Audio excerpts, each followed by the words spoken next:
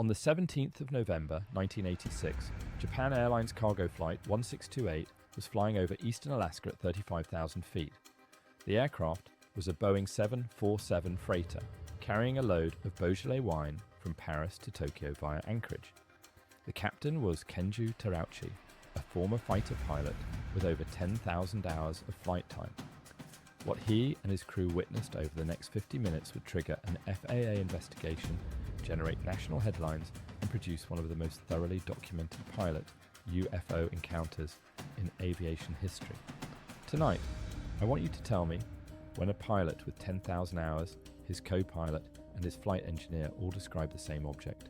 An FAA radar confirms something was there. What is the rational explanation? Comment below.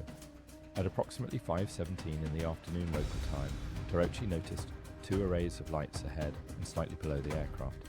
They were square-shaped, arranged in rows, and glowing with an intensity that Terauchi described as unlike any aircraft lighting he had ever seen.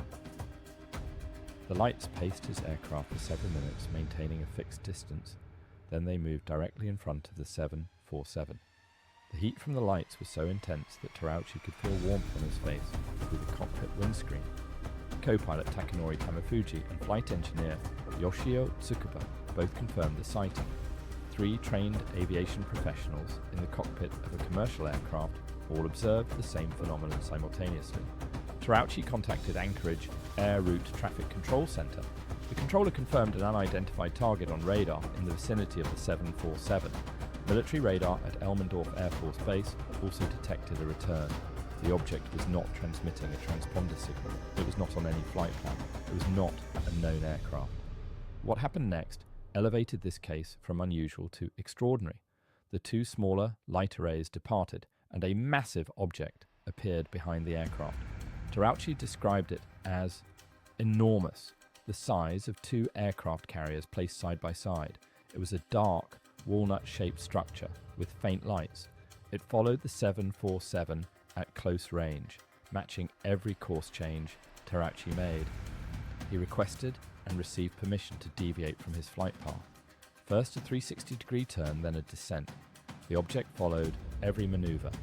The encounter lasted approximately 50 minutes in total. When a United Airlines flight was directed toward the area by air traffic control to attempt visual confirmation, the object vanished. The FAA investigation was led by John Callahan, the division chief of the Accidents, Evaluations and Investigations branch. Callahan later revealed publicly what happened behind closed doors. The FAA compiled the radar data, the air traffic control communications, and the pilot reports into a complete evidence package. A briefing was held at FBI headquarters, attended by representatives from the FBI CIA and the Reagan administration's scientific staff. At the end of the briefing, according to Callahan, the CIA representatives told everyone present that the meeting never happened, confiscated the data, and instructed all parties to remain silent. Callahan kept copies. He went public in 2001, providing the radar data and air traffic recordings to journalists and researchers. His account has never been retracted. He has stated on the record that the CIA's interest confirmed that the incident was taken seriously at the highest levels of government, and that the official position of denial was deliberate. Captain Terauchi was temporarily grounded after giving interviews about the sighting. Japan Airlines removed him from flight duties until the media attention subsided. He was not disciplined, and he was eventually returned to active duty. He never retracted his testimony.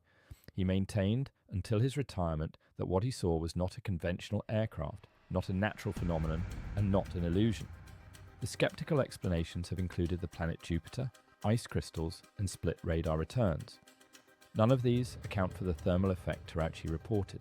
None explain why three crew members independently described the same structured craft. And none explain why the CIA confiscated the evidence and told everyone the briefing never happened. You do not classify, confiscate, and suppress evidence of Jupiter.